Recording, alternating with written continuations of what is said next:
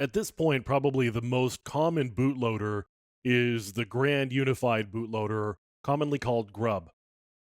GRUB is actually a piece of software that has a number of stages. So the first stage is the one that goes into the master boot record, or if you're using a GUID partition table, it's going to go into a different place on the disk. And the first stage is responsible for actually loading up additional stages before we get to the point where we are loading the kernel.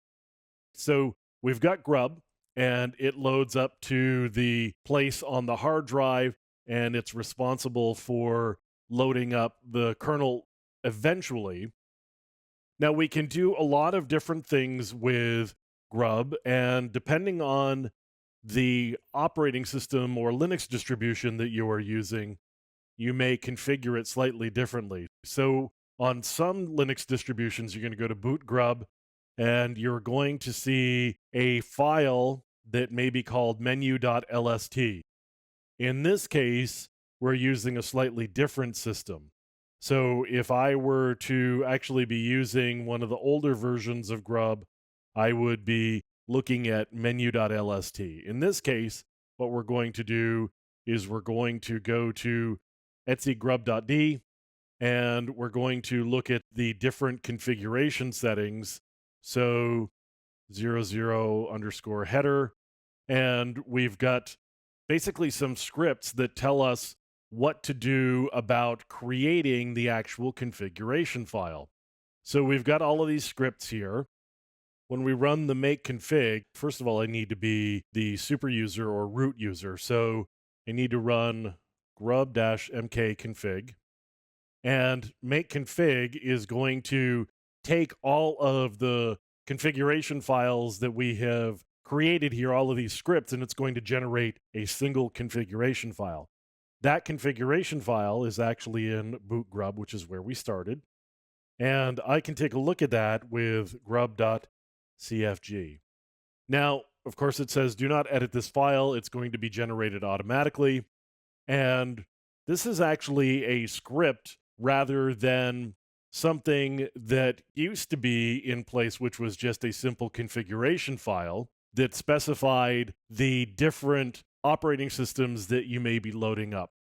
So in this case, we're going to be installing some modules, and we're going to be looking for a number of configuration settings.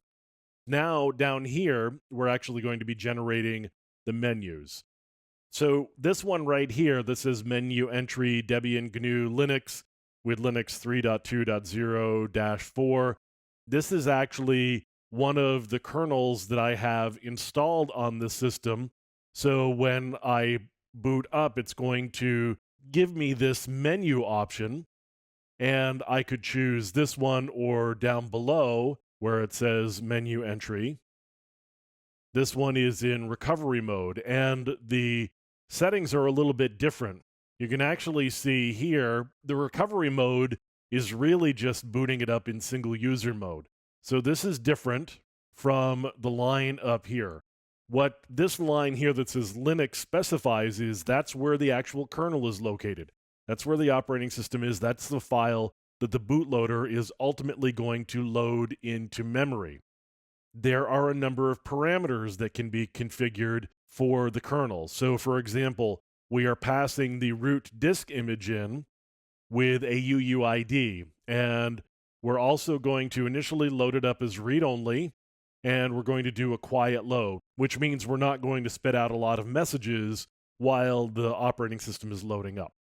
So down below here, you can see we've again got Linux, and it's located in /boot, and the kernel name is actually the same. The difference here is that we're doing it in single user mode, and we've also removed the quiet option. So same kernel, different parameters is going to get us slightly different behavior.